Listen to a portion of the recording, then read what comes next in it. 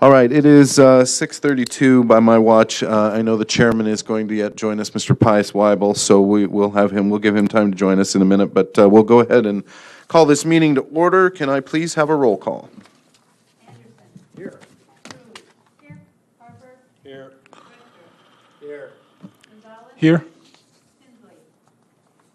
Here. We have a quorum. Can I have a motion on the agenda for tonight's meeting, please? Second. Moved and seconded by Rector and Rosales. Any questions, additions, or changes? Seeing none, all those in favor, please say aye. Aye. Any opposed? That passes. Can I have a motion on the minutes from our July 5th meeting? Moved by Mr. Harper, seconded by Mr. Anderson. Any adjustments, suggestions? Seeing none, all those in favor, please say aye. Aye. Any opposed? And that will pass. We are open to public participation. I did not get any slips, but if anyone wants to speak, please come up to the microphone. Okay. Thank you guys for showing up, though. Then we'll move on to communications. Anyone have any communications to the committee? Okay. We'll move right on then again through that. Excuse me. So we move on to number 7 for information only. We'll start with the Champaign County July 19th letter to the Department of Justice regarding our ADA settlement. Dana, is that yours? Yeah, or if Tammy would like to talk about it briefly, since it's her letter. Actually did not bring a copy of it with me, but that is the second report that we have submitted to the Department of Justice. We will be required to remit our final report next July. We have been making significant progress in terms of, bringing facilities into compliance. One of the reasons that I asked Dana to include this report is that I wanted to make you aware of a conversation that I had with the Department of Justice a couple of months ago in regards to the Sheriff's Office and the downtown jail. As you know, we are required to be in compliance with that facility in April of 2018. And so I spoke with Dana Jackson, who has been working with us over the past couple of years, and he indicated that he was agreeable to providing an extension to the county for that facility. However, we would need to put together some kind of a plan and timeline to be submitted to the Department of Justice for formal approval. So I think that the committee is aware of the projected costs for doing the ADA improvements at those locations. Dana, $175,000? $175,000 in project costs. It does not include architectural fees. So my recommendation would be that we have some kind of a plan and timeline to present to the Department of Justice no later than March of 2018. Very good. Thank you, Tammy. Any questions for Ms. Ogden regarding this issue? Yeah, I think you're absolutely right. We'll certainly move forward on putting together a plan on that. And that's a good number to keep in mind. 200,000 would probably handle it. Okay. Then we'll move on to B. Thank you, Sheriff Walsh, for joining us tonight. We have your updates through the email today on issues concerning the downtown jail and sheriff's office and eventual ADA compliance and what we're going to do there. I'm going to go ahead and open this up to any questions for the sheriff, unless you have something you'd like to make an opening statement, sir? Yeah. Okay. Captain Vogus is here with me, too.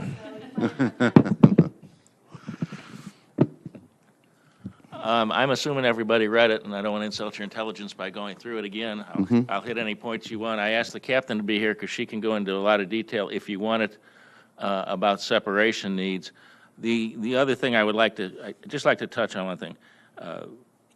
Somebody in the county board, I don't remember who started, said, well, can we just ship our inmates out?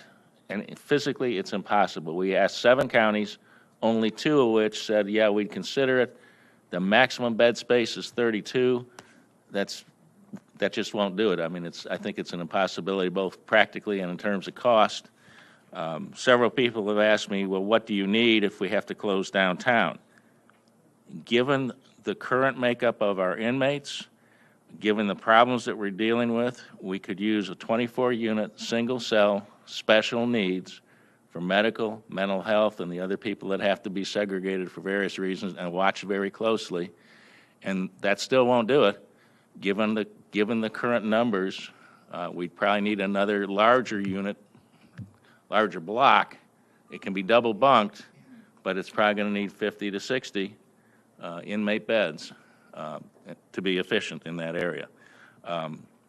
It never changes. We've had as many as 14 people awaiting beds in DHS. These people are found unfit.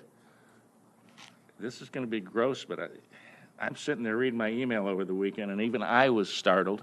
It happens every so often, but the email comes out, our inmate is eating his poop and drinking the toilet water with the poop in it. That's how bad these people are.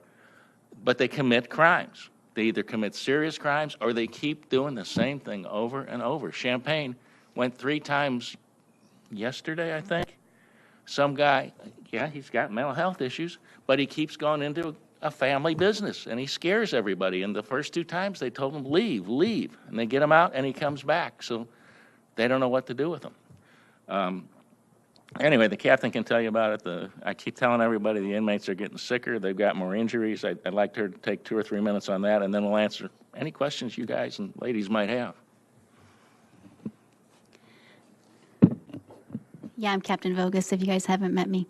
The sheriff kind of touched on it a little bit, and the questions keep coming to me, just so you guys know it. It rolls downhill, and it's, Carrie, what can you do? Where can you move these people? What if they told you tomorrow? I have a lot of what ifs that keep coming my way, and I keep trying to figure out the best options, and it's almost sick to my stomach some days trying to figure out the best options and keep in mind the safety and security of the officers and the inmates, as well as the welfare of them and keeping them sound and healthy. But I've sat with the sheriff on numerous occasions, and as of recently, last month, and brainstormed just what he said. Carrie, how can you get them out of county? And I thought I had some really good superintendents that liked me, and come to find out they still don't want to take on my people. They don't want to take on the liability, like he said, of someone who's mentally ill or medical, or even some of our hardcore crimes. They just don't want it. The ones I was able to get that option, they just said, I don't have enough housing units to be able to house what you have. And to be frankly honest with you, Carrie, I don't want your medical and mental health, so you're going to find me something else. And I said, well, that doesn't really help me, because where am I going to put the medical and mental health and the PC inmates, which is protective custody, the inmates that have to be segregated? Right now, my downtown facility is almost all segregated. It's all being used for one person housing. There's no way I can move them to the satellite and still make, our dream come true of being able to close the downtown and not add on additional rooms. We would have to still move some of my population from the satellite out, and there would still have to be construction done in order for me to make small housing blocks at the satellite jail. So we're like, that's still not accomplishing what we need. But I have literally thought out every possible option, and the sheriff and I have done the same thing. I sat down one day with the sheriff and other individuals and discussed really what goes into this housing. And I don't necessarily know and not get into a training with you guys, but classification has become not a plug and play. I've been there 15 years, and 15 years ago, pretty much you could house anybody with anybody. I mean, they pretty much got along, and you didn't have the issues you're having now. And it's changed over the last 3 years, from the gun violence to the type of medical issues that are coming in. And I work really, really hard that if someone's coming in, that we can assist and get out and get their charges moving along and get them the help they need. I try that. This is something I do on a daily basis.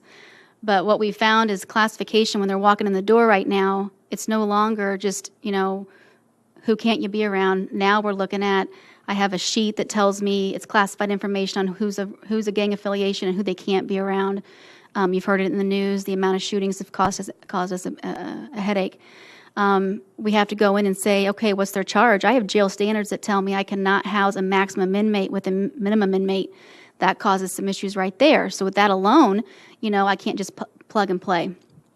It has literally become more of a chess game and can take, up to 15 minutes just to interview an individual, decide who they can and can't be around, and not take into play their charge. A lot of them have a charge that they say, I'm sorry, I don't want to be around anybody. Now all of a sudden, I have a single cell being taken up by someone who may be in here for a sex crime or a crime that Channel 3. I have a gentleman who's out of county right now just because of simply he's got some gang ties and he's a co-defendant. And Channel 3 basically put out there that he had snitched on somebody. So now where do you house him? And there's not enough housing, single housing for me. So I just wanted to bring that up. I could sit here and go over all the things we have to do for classification and how it's no longer just a simple, everybody can go with somebody. I mean, it's just not that way anymore. We have more issues on where we can actually house them versus an easy housing process. It's just not that way. Hopefully, I think the sheriff really hit the nail with his review. The 14 winning DHS is the most I've ever had, and it's been under my belt, which means I had 14 people that the court system felt they had to be sent to a mental health facility, and these individuals take up single cells. They are that you have individuals that have medical issues, whether it be today alone, I do the same thing every day, and this packet I brought with me is exactly what I do, which is to go through and see what cells I have open and what movement I can make. I thought I actually had a couple open cells, and then while I was making this, I had a mental health individual walk in the door that I'm going to try to work on and see what resources I can get her for tomorrow to get out, but she's taken up a single cell. I have a gentleman that came in with a hard cast. He can't be with anybody else because that becomes a weapon. So just when I think I'm on the right track, it's always moving. It's more of a chess game versus anything. So I just want you guys to know I'm doing all I can to see what options are out there, understanding the financial restraint. And my biggest issue is keeping the individuals that have to be incarcerated with us properly housed. It's not about back in the day, and even counties around me probably don't care so much about just put them all together. I don't want to fight. I don't want to have an issue where liability comes into hand. Medical and mental health, high liability, but me housing someone together that shouldn't be housed is going to also a very high liability situation. Any questions? Yeah, any questions from the board? Please, Mr. Anderson. Sheriff, in a perfect world, and I know we don't live in it, what is it the county board could do for you that would help you get to where you really need to be? Well, in a perfect world, given where we're at now, the county board could add on to the satellite and build one special needs pod of about 24 individual cells, all on ground floor. We don't want any more second floor. They fall, they push each other, they deliberately jump just to get in the hospital, not necessarily to kill themselves. Second thing you can do, give us 50 to 60 a larger block, but divided into small segments so that we don't face the problem that we do with the existing satellite. Those would be the two big things you could help us with in terms of the jail. John? Thanks, Sheriff Walsh. So follow up to you and Carrie.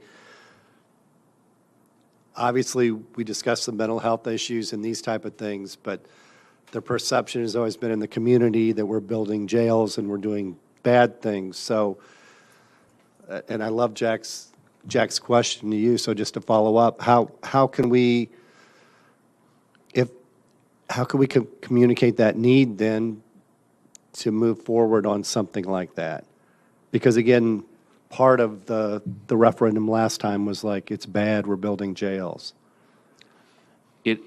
It is, and I don't have a good answer for you. I'll be candid, the average citizen, even my wife has said, why would I want to increase my taxes for people who are criminals? And I think that a lot of people feel that. I also realize there's a strong tone. Well, Sheriff Walsh just wants to lock up a lot of people, and it's especially good if they're poor people. He'll like it better. I don't want to lock up a lot of people. But I do want the people who have to be locked up to be in a safe environment for themselves and for my officers. I would hope if the county board decides we're going to do something, that the whole county board gets on board and we try to educate the public. I'm not trying to convince them of anything other than we're not doing this with any evil motive. We're doing it for the benefit of the inmates. We're actually, even if you built us an 84-unit facility, 24 special needs and 60 other, it's still less cell space than we have altogether, but it's good, safer cell space.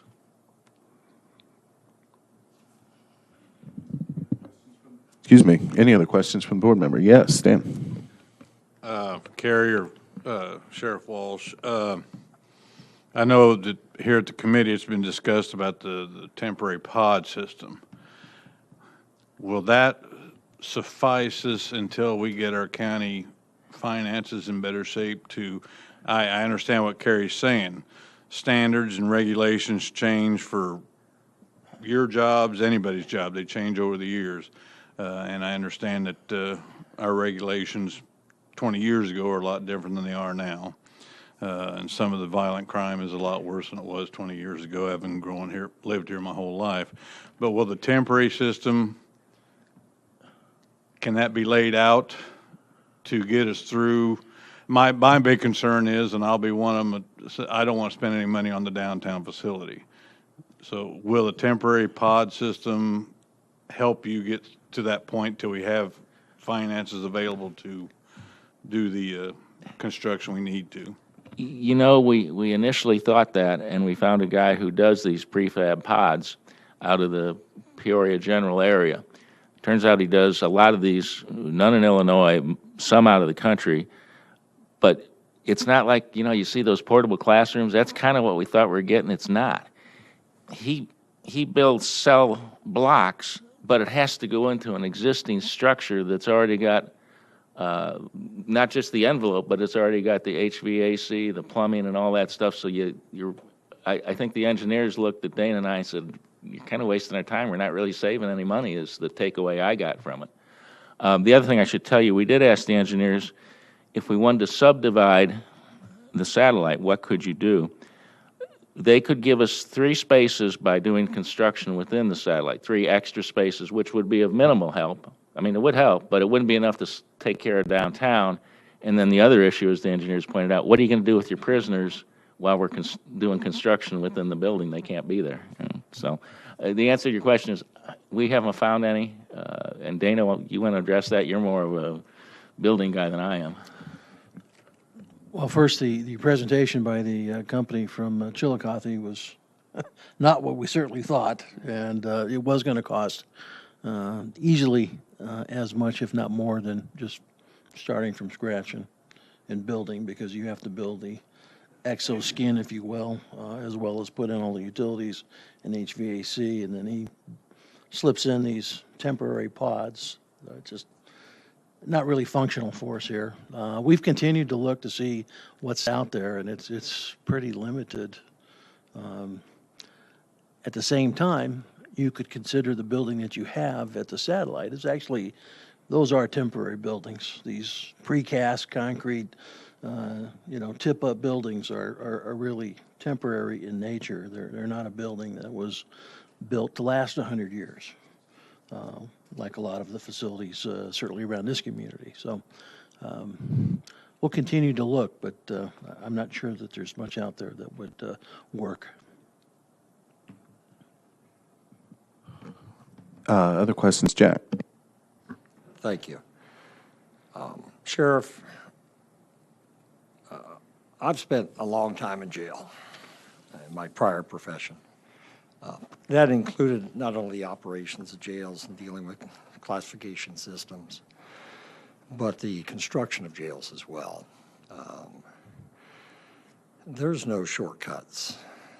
Anything you do as far as a shortcut's going to cost you in the long run. But one of the issues that we always weighed, could we save money in our construction, would always come back and cost us in manpower. If you don't build a proper jail, much like your pods are probably the best design out there. That's what we constructed at my old county. We constructed them 6 stories high, though. But that's because they offered the greatest efficiency. Because in the long run, we're going to pay for manpower if we don't use the best designs. we're going to pay many more times than we should have if you stay with things like the linear design at the downtown jail. But one of the issues that we'd always consider that would drive us to finally get the county board to loosen up the dollars was the liability issues that we were dealing with. Because we were having problems, much like you do, and you try to mitigate it through classification. And after so many lawsuits, you find that it would have been cheaper to make the change. Maybe that's what people need. They need to get hit in the pocketbook before they realize it's time to move forward. What kind of liability are you experiencing now? And it may not be so much in the dollars that you've had to pay out, but also maybe what you've prevented because of the conditions that you're dealing with at the downtown jail. The downtown jail, and correct me if I'm wrong, in terms of liability cost, I don't think we've had any significant claim out of the downtown jail for several years. Early on in my career, we had a couple of suicides by hanging, including downtown. And part of that, as you point out, is the difficulty with a linear facility of keeping an eye on people that need an eye kept on them. We did change our mental health vendor and make some other changes, Jack, which I think have reduced the likelihood, but there's always that risk of suicide. As you know, the jail is a cesspool of lawsuits, especially inmates who get sentenced to DOC. They've got all the time in the world to file pro se actions and, as well as file FOIAs over and over and over. Most of those we defend and we either get rid of for nuisance value or they get dismissed, but we do spend money defending those. We do have a couple pending that are significant. They have to do with medical issues and death cases. But those are at the satellite in the bookend area, which is where we do keep some of our people with medical needs, because that's the best place we can keep them for now. Yeah, if I could just follow up, it seems to me when you talk about the medical needs and the mental health issues, and not having the best facilities to accommodate that, that's when your liability is going to continue to exponentially increase. I know that was true in our case until we had to create dedicated medical housing areas and provide extra staff to deal with the extra needs. That's why these outside vendors want nothing to do with your mental health and health people. They understand the liability and the extra cost in providing personnel. So they may quote you a dollar amount, but they're quoting a healthy person dollar amount.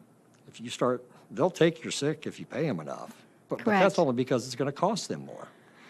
Yep, and I think that's exactly what the sheriff had said, was that was not covering medical. That's not covering, that's just the bare bones of taking care of a normal individual with no issues. But I think that in general, I'm going to answer your kind of question differently too, is that the separation of the downtown jail, having those beds, the way that we're using them right now, has eliminated some of our liability as far as having to house people together that shouldn't be housed together. I know for a fact that being able to use that space has taken away some of the liability as far as the fighting, as far as trying to put people together that shouldn't be put together, being able to put people on special watch that really need to have that. Having a special management housing, which is what I've been calling it, not so much medical or mental health, but just special management housing, because to me that's anybody that has not a severe medical, but it could be a cast, it could be simply oxygen, it could be something of that nature, and it could be someone who's got protective custody. Being an officer, walking in that door knowing that I am currently going to be housed, meaning working in the special management housing, you know automatically what their tasks are going to be at hand. You should always have the same mindset in any housing you go into. But right now we have them kind of spread throughout. We have them in booking. We have some downtown. We have, people on suicide watch in booking, some of them at the downtown jail. So I just think that by managing it differently, we're eliminating liability every step we go. But you are correct about management as far as staffing as well, which I think with this possible addition, us taking the officers from the downtown jail there should still handle that and not require more. And you touch on a You touched on a real good issue. We have a present vendor, medical mental health vendor, whose contract expires at the end of the year. I've asked him to give me an estimate. They're a nationwide company, CCS. And they're already projecting, and I think in part because of what you just talked about, because of all the medical mental health issues in jails, they're projecting at least an $85,000 increase in our fees. So we're going to put it out for RFP, but it's looking like it'll be a lot more expensive just to get the same thing. Yeah, I see that, I think of my old operation, we housed over 5,000. And it's different when you build a facility to accommodate 600 people that need help, special needs help, as opposed to your needs are smaller, but so there's a lot of inefficiency in having to construct something a little smaller to just deal with that smaller population. Because we always had the benefit of the economy of scales, where unfortunately smaller counties don't. Thank you. Thank you, Jack. Other questions? Go ahead. We'll let Pius go ahead and ask a question, then we'll come back, Stan. Please, Pius. Okay, thank you. Just to clarify, tell me if I'm right or wrong. When they built the satellite jail, it was built to complement the cells downtown, right? It was not built to be a standalone jail as far as the arrangement of cells? I realize you probably weren't sheriff then. No, I can't say what was in their mind. I will tell you, I was told when I first took office that the satellite was designed with the intent it could be expanded out to the back, that they deliberately designed it that way. Right, but I mean, for what was built, it was built to sort of complement downtown. I don't know the answer Perhaps to the that. title satellite might lead us to what the thinking is That's about. I mean, like, okay, another way to approach is, if you ignore the holding cells, what's the layout like there? Are they all pods, or are there any individuals, or could you describe the situation there? I've been out there, but I don't remember. Yeah, so the downtown jail it's got more housing units than the satellite does. The satellite is huge locations, big blocks, which nowadays you don't build it like that. There's just no way, when you have a bed of 26, there's some maps for you. When you have housing units of 26, 32, which is my satellite right now, I have a few of them that are smaller to 14. You go to the downtown jail and your largest block is going to house 18. So they're all smaller, so I'm able to really separate individuals a lot easier. That was my suggestion when we talked about possibly adding anything, was whatever you add, I do not want these huge, large blocks because they're doing nothing for us, and we currently have it. And it works for the general population, but that's not my normal population anymore. So if it wasn't for the holding cells, there virtually no single cells in the satellite jail, correct? there's no single cells but booking. Okay, thank you. And the smallest unit, I think, holds 12. That's the smallest. Stan, do you have a question? To either one of you, the state keeps saying they want to lower their, Illinois DOC wants to lower their inmate population. Is that going to eventually affect not only our county, but all counties? Yes, it will, and it will give me an ulcer. It depends on how they do it. Many years ago, they shifted some of the prison population directly back to the counties. Used to be we didn't hold people 30 years ago. The thing I'm concerned with, I'm not so much concerned about the mild drug users, letting them out, but if they start letting out people who commit serious crimes earlier just to reduce their numbers, no matter how good of a program you have, you're going to have a significant recidivism rate, so they're going to be back in their home counties doing what led them to prison in the first time. Tell me if I'm wrong on this. It's rare for, no matter what program, to have a recidivism rate of less than 50%. Would that be a fair statement? Okay. Other questions? Oh, Shana? Can I say one other thing, too? I've said this a million times. The sheriff, the captain, chief deputy now, we really try to keep people out that we don't think belong there for a lot of different reasons. The state's attorney really works with us. The presiding judge is fantastic. I can call him at midnight on the weekend and say, I need to get Joe Blow out because, and he has never once said no. I'm leaving at the end of my term, obviously. I suspect the most likely next sheriff probably has the same philosophy that the two of us do. But I got to believe that Tom is going to be retiring in the next year or two, and I have no idea who's going to be the presiding judge or what his or her philosophy will be. So going to what you said, Stan, if they have a different attitude or if they start telling the arraignment court judges get a little stiffer on bonds and things, or if I can't call him or Kerry can't call him in the middle of the night to get somebody out, it's going to create more people and more problems for us. Sorry. Shayna, please. So this is more of a finance question, I think, for either Rick or Tammy, but what are the feasible options based off of available funds? So, like, I don't know, like, how much would capital assets have, what the county would be willing and able to do within the next year, 2 year, 3 year, 4 years? As you know, we have money becoming available through the public safety sales tax. So we're looking at, I know Dana's got some work going on to look at options to deal with this. From a financial standpoint, we're working out how much money of that might be available to go to issue debt if necessary to deal with those facility issues, both with the satellite and also the sheriff's office. I think we have to deal with those at the same time. So I think it's going to be a substantial need, though. Perhaps less than some of the numbers that we've discussed previously, but it's still going to be fairly large. I can't remember what would be like the timeline for that coming available, and then the timeline of what you would need to address kind of your issues, because it sounds like you have some immediate issues, but the finances aren't going to be immediate. So like, how do those match up? Are we a year off, 2 years off? Tammy, do you want to talk about the? Sorry, you went here. I'm sorry.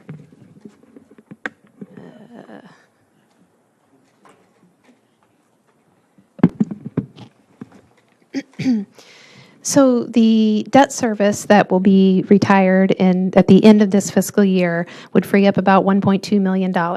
I talked the last meeting about the state's 2% collection fee, which will have about $100,000 impact on our revenues. So really that number looks about like 1.1 million.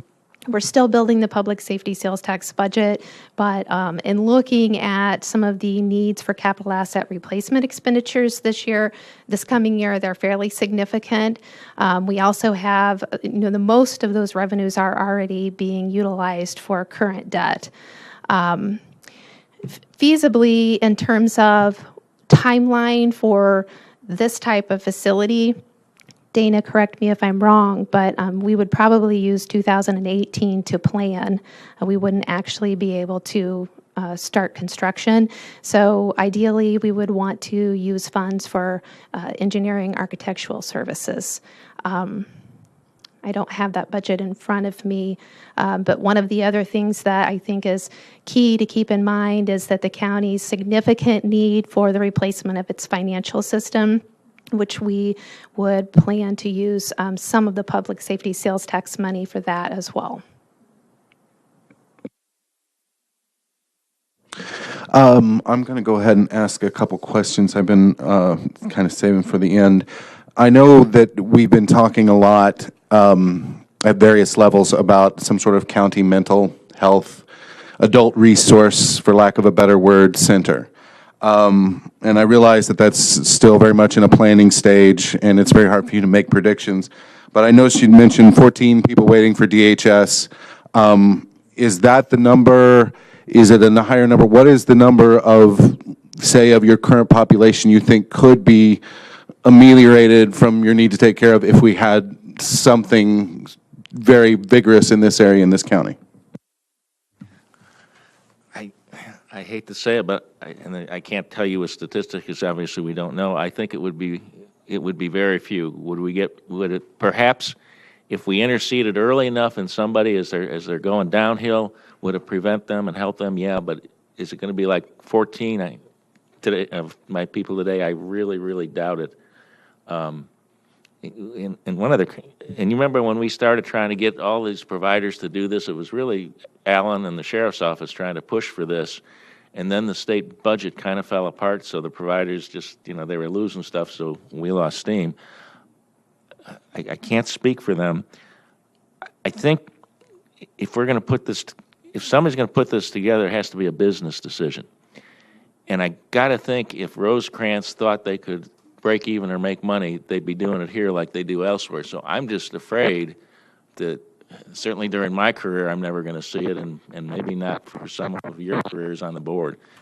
Again, you want to comment on that? Today was a perfect example of the gal I was talking about that came in, and she's one that I have personally spoken to and had re-entry done with her on numerous occasions. She's one that would probably be able to be transported to something of that facility. Whether or not she would comply, maybe not. That's where we're at with the majority of these individuals. Out of the 14 that were waiting for DHS, I would say probably half of them were ones that I had worked with or my staff had worked up with repeatedly to get resources with Rosecrans, or let's get you to this. And I've even personally driven them to an appointment so they could have that handoff, thinking that's the best thing we can do for them, just for them to maybe comply for a while, then come right back in. So at some point, the state's attorney then says, okay, we've done this and we have no charged them, or we have, assisted them 5 or 6, 7 times and it's still not working and they won't comply with medicine. So now we're going to see if they're found unfit and we're going to require them to see mental health state hospital. But that's a prime example is the gal who came in today, which, yeah, she probably could go. Whether or not it's going to eliminate my issue of repeat, maybe not. Okay, thank you for that answer. I appreciate it. The other thing is Illinois state reform and other things regarding, say, cash bond. Can you give us a number of people that you think might no longer be housed, or let me say that better. How many people do you think are currently in the jail that are in there that could be bonding out if they had no cash bond that they had to put forward? The bulk of our population is pretrial. So if they let everybody out without bonds, our population would drop significantly. But you got to remember who's in the jail are people who shoot at each other, home invaders. It's not composed of the guy smoking the joint. I think there could be a reduction if they put on a fairly robust pre-trial plan, if you will. My guess, and again, I can't back it with statistics, my guess is we might lose 10% of our population, maybe a little more, maybe a little less, but Josh, that's just a guess, I can't say. No, I think we're all in a lot of guessing stage. No, and I appreciate that answer, I do. And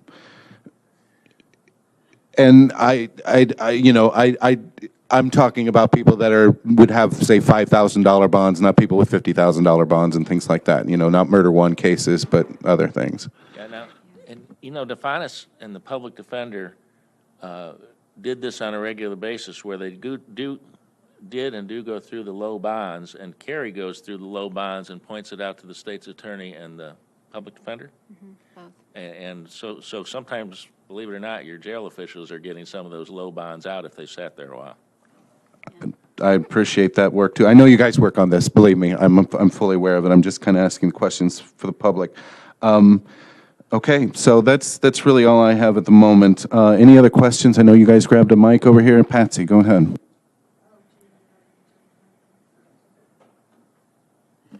I'd like to have you address the electronic monitoring. The number that I heard you talk about is, if my memory is serving me, just the same in number that it was when we spent the weekend in the jail. And at that time, your explanation why it wasn't higher was the appropriateness of the individual in relationship to electronic monitoring.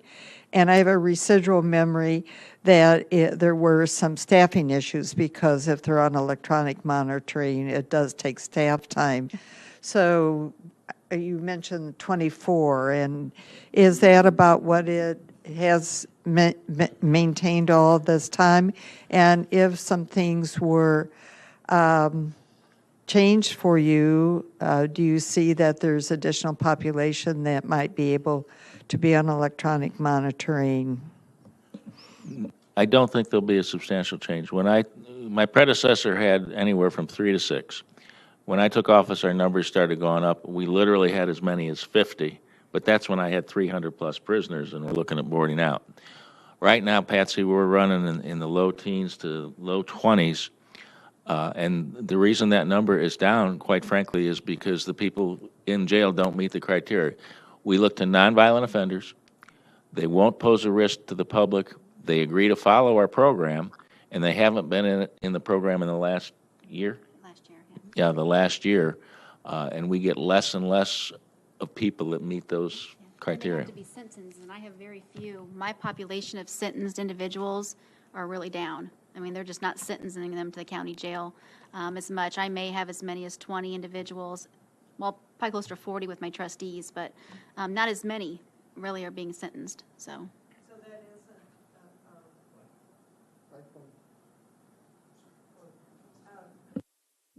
That isn't a realistic possibility of being able to use for reducing jail population. That was the purpose of my question. Okay, thank you. Patsy, if we could get out another handful that would meet the criteria, we'd get them out because we don't like people in jail. And by the way, so don't forget, we had some maps made of the 2 facilities. If anybody wants them, I'll be happy to give them to you. The only thing I ask, this is from a presentation Alan did on January 10th of 2014. So if you look at numbers, that's not the actual numbers in these different blocks today, but you can see the difference in the 2 designs. If anybody wants this, I'll leave some of them here. Sheriff, the criteria for who gets chosen for home detention, is that set by your office, or is that set by state statute?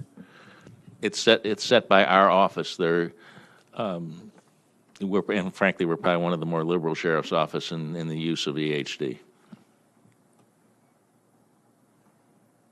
Other questions? Mr. McGuire. Thank you, Josh. From listening to the discussion, actually it sounds like we have 2 jails, and neither one of them are probably up to date or set up to do many of the things that we've talked about, the classification plans that we've talked about, separating the prisons or the people that need to be separated. I mean, either jail, and in the downtown jail even less, because you're using it in the best way that you can, the most effective way that you can. But they're only separated because they can be put in different rooms. I mean, you're doing the best way you can.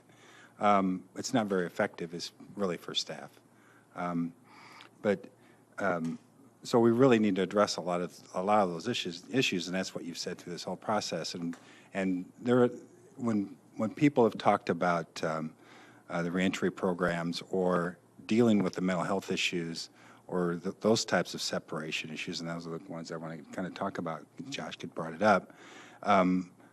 When we talked about it before, we're trying to do that in the current system, whether it's healthcare consumers or the reentry people or Prairie Center or somebody coming in, because we're trying to address, we're trying to bring that number down, like Josh has talked about. But there isn't that space either.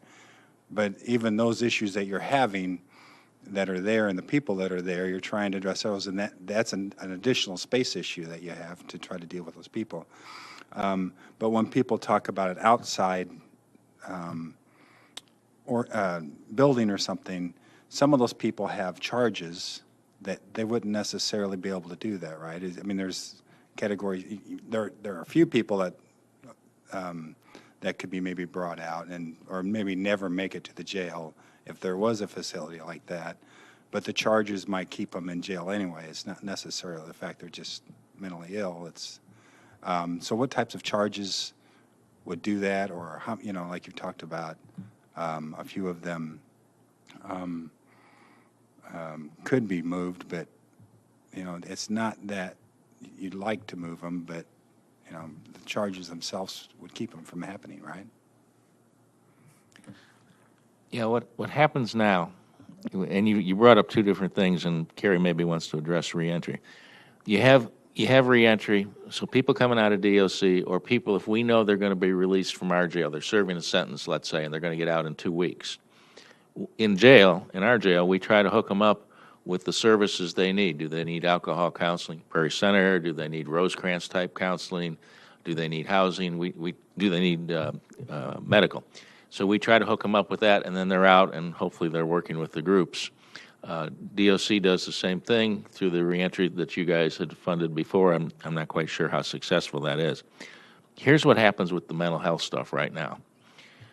I have mental health issues. I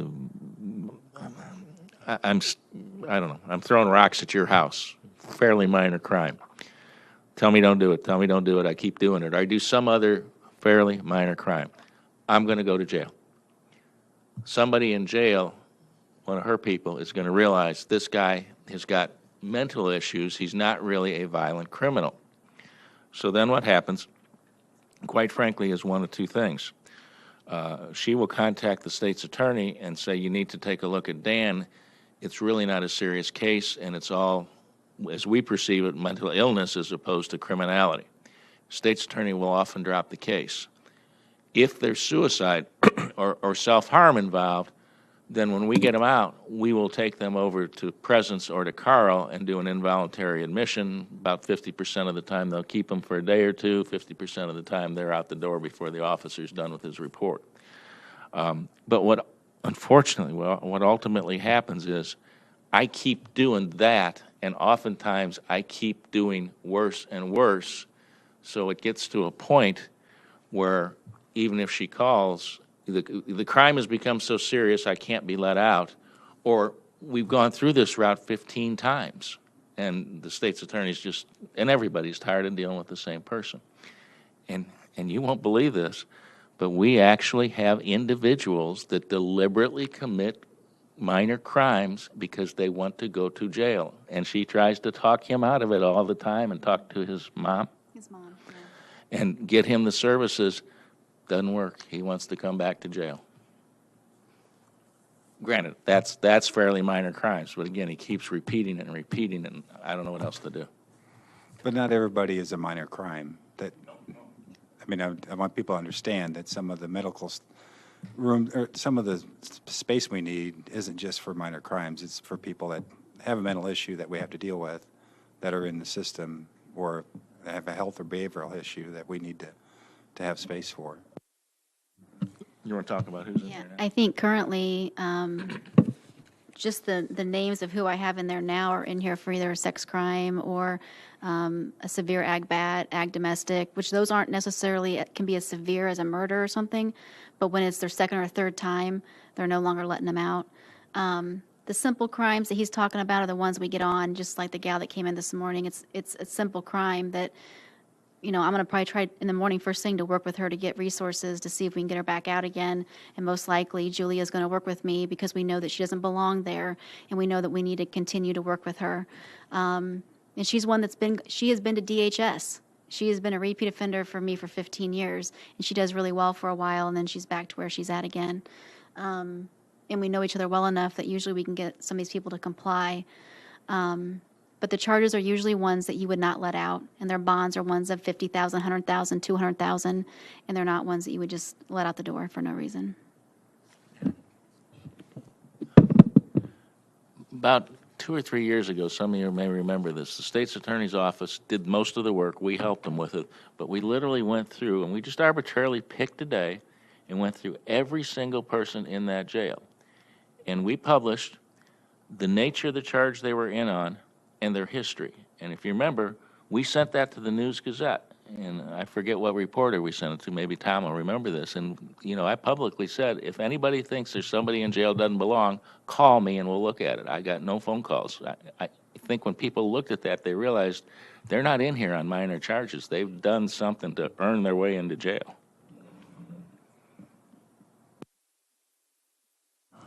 Other questions from the board? Geraldo?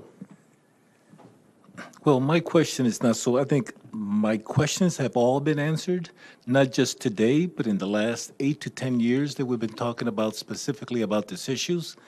We've had numerous studies, we've had numerous blueprints and layouts, I think that were all feasible. My question regards the issue of finances. If we're basically broke, how much money do we have to do the ADA compliance and the time span that that's going to take versus doing something else that would accommodate what Sheriff Walsh would like to see?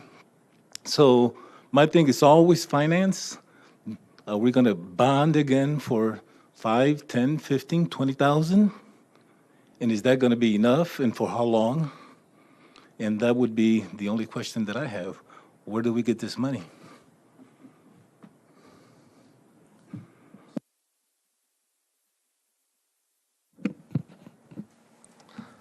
Thank you, Mr. Rosales. I think you're right about that. I mean, at times, looking at the list, and we consider this, and we've also been taking a look at the deferred maintenance list for the public safety facilities. We're contemplating today about $800,000 expense just to replace the roof at the satellite building, $500,000 to replace the security and data video system there. There's also a need to replace the roof at the JDC. We start adding it up, and we were talking about multiple millions of dollars. So I don't see a good way forward without doing some kind of debt issuance at some point to do these projects. Maybe some of the smaller projects could be done with recurring revenues, so we don't have to issue debt. But to do the kind of projects of that scale, if you're looking, let's say, we want to do the renovation of Elias so that we can move the sheriff's office there. You're looking at maybe $4 million plus another million or so to take care of the demolition of the old nursing home. So there's $5 million. That's not going to happen in 1 year, of course. So that's going to have to be, that's going to require debt issuance for that. Looking at the total picture, we had about $22 million identified in deferred maintenance alone over the next 10 years that we had to deal with. So then you add in these other needs, and it's a big challenge. We're looking at things like, can we do anything with the downtown facility? But I think the amount of money that would require would probably be more than building a new facility out here. So I don't think we have a lot of options, unfortunately. Kind of to follow on to that, I mean, we've been talking about this 1.2 million on public safety, maybe 1.1, let's just call it $1 million. What kind of number can we bond that for? A basic layman's question, how much money can we get with that freeing up to pay off bond? It's going to depend on how many years out we want to go, of course. I'm thinking that, if we take a look at the longevity of the facilities, we could probably feasibly bond out to 20 years for some of this. We can take the money that we have already carved out of the budget, the 532, and maybe add a portion of the public safety sales tax for eligible facilities, and make some kind of debt issuance off of that. So if you have let's say you can carve out another 500,000, for example, so maybe make it an even million a year that you have. Over 20 years, I'm not sure how much that would be exactly. Somewhere between 10 and 15, probably. Probably in that range, I'd say. I think we did $1.5 million for 20 years, and I thought it would yield about 13. Does that sound right, Tammy? So it's going to be less than that, probably. Okay. Thank you. Other questions? Board members over there. Mr. Marsh. Thank you, Mr. Hartke. Back to a finance question. When I toured the facilities, there were several times that the comment was made, well, this would be have to be reconfigured if we put an addition on. Do you have an idea of what the significance that is in your budgeting and looking at that, what that reconfiguration would cost and how significant that would have to be? Yes, no. you're looking at us, and I'm not sure what they meant when they told you reconfigured. The only thing comes to my mind is our master control would have to now handle other blocks, and that would have to be done, and I don't know how much that would cost. I think you're thinking classification, classroom space, visitation space, all those things somewhat have to be configured a little differently. So you're not talking about a physical wall moving or anything like that? I wasn't sure either, that's why I asked. Yeah. I think that there would be some walls moving, like we discussed with Dana, if we had to actually use the housing differently. But if we were just going to add on a small portion like the sheriff's talking about, you're still going to have to readjust the mental health spaces and classroom space because you're adding additional individuals to this jail. And we currently we only have one classroom now for the 180 some that we have there now. If you add some, you're going to have to add a classroom. So there's a few extra things that have to be added. Thank you for coming tonight. Anyone else on this issue? Questions for the sheriff or anyone else regarding the downtown jail? Okay, well, all good news. Thank you, guys. I appreciate you guys coming and talking to us very much. Thank you very much. Let's go ahead and move on then to number C, the update on the Satellite Jail ADA compliance asphalt project. We had a bid opening, as you may remember. This is the DOJ compliance projects for the asphalt parking lot out front of the satellite building. We had a bid opening last Thursday at 2 o'clock in the afternoon. Early in the morning, we had two of our companies that we'd been talking to and had checked out plans call us to tell us that because IDOT had a much larger project coming forth, they elected not to submit. And then literally about a half hour before bid opening, a third company who we were hopeful of bidding called to inform us that they were going to be a sub for Stark. So at bid opening time, we had one bid, and I laid out a couple of pieces of paper for you. It's the bid summary sheet, so you can see the Stark Excavating base bid. We estimated that project to be about $86,000. Their bid was $103,000. There's no way we would move forward with this project at this time with one bid. So after conferring with our engineer and architect, the architect also submitted, which was included in the bid packet, a recommendation to not move forward with contracting with Stark Excavating for this project, but to go back out on the street and rebid it.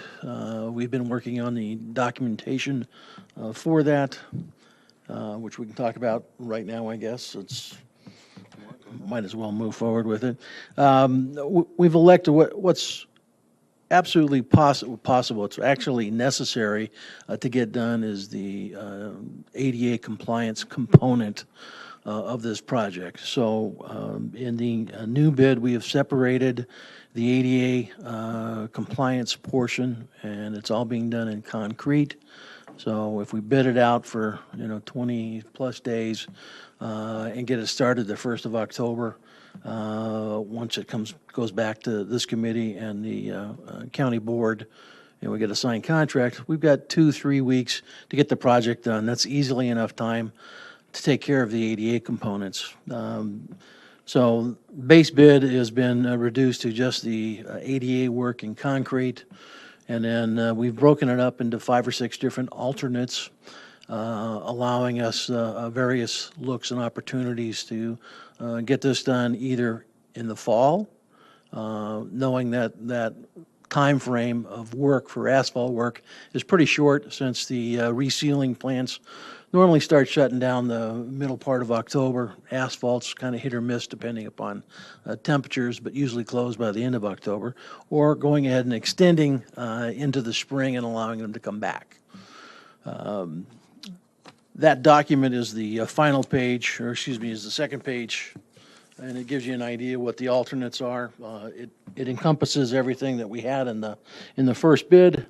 But it's our wish to go back out on the street.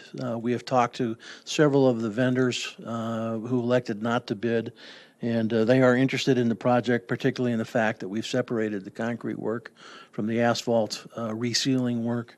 and have allowed them to basically either do it this fall or come back in the spring when it meets their schedule a little more uniquely. So, any questions? No, I guess we need a motion then from somebody, please, for what's basically item 8A, the ITB 2017-10. Can I have a motion? Thank you, Shayna. Second? Seconded by Mr. Anderson. Questions regarding this or the proposed project schedule from anybody? Okay, I'll have everyone in favor, please say aye. Aye. Anyone opposed? Okay, that moves forward. Let's move on then to number 9 for the county board. We have nothing. Let's go ahead and then go to your report, Dana. Start with the nursing home chiller project. All right. Nursing home chiller project is moving forward. The compressor has been ordered. Should arrive here on the 14th of August. They will install it 2 or 3 days later, make the changes necessary, adding and cleaning up the unit, changing oil, etc. It'll be well done prior to our estimated proposed project schedule of September 26th and slightly under budget. We'll have another meeting prior to the September. In fact, we'll have another meeting. We'll have several meetings before the September Facilities Committee, but I anticipate that project will be 100% completed by the September meeting. Any questions for Dana on that? Seeing none, let's move on to the RTU replacement. Okay, this is here at Brookins, replacing 2 of the rooftop units on Pod 200. Don't have as great of news there. Our schedule has been pushed back into late September, middle to later part of October. There's been a delay at the factory. We'll have a meeting later this week to try and get our contractor reliable to push the vendor to get the unit out a little bit faster. But I've been assured that once the unit does get here, we can still get it installed. They'll do a lot of the preliminary work in advance of that in September, so that realistically we can lift off the old units. We'll be down for probably 1 or 2 days, and the new units will be lifted on basically in the same day and then hooked up and reformatted, programmed to meet our specifications. So, but we're going to push the schedule a little bit, but it's definitely going to be after the original September 26th date for substantial completion. Questions? Very good, handling it. Let's move forward. And the last one. Coroner's office. Coroner's office generator. It's also coroner's office, election supply, and the physical plant generator. Generator's been ordered. It will be here middle part of this month. I don't have an exact date yet. Company's going to be picking up and delivering it. They'll be starting, I believe, next week the additional wiring necessary, building a pad for the generator. But again, like the first project, this project will be done prior to September 26th, which was their deadline as well. Really won't encompass any problems or shutdowns of electric service. Company will provide a backup generator for the coroner's office. And election supply and ourselves. So we'll be running and we'll not lose any work days at all while they're here. So. Very good. I remember the time we lost power on election day, so this will be nice to have in backup. All right, so if there are no questions then on that project, that wraps that up. We move on to other business. We have none. I have no chair's report other than to let everybody know that our next meeting is Tuesday, September 5th at 6:30. We will continue tours if people are interested in doing them. I think most of this committee has seen pretty much everything, but you can always contact Dana or anyone in the office if there's a specific building you want to see. And as issues come up, I'm sure we'll want to take a look at things too as a group. Items for consent agenda, I have none. And if there are no objections, we will call this meeting adjourned. Thank you, everybody.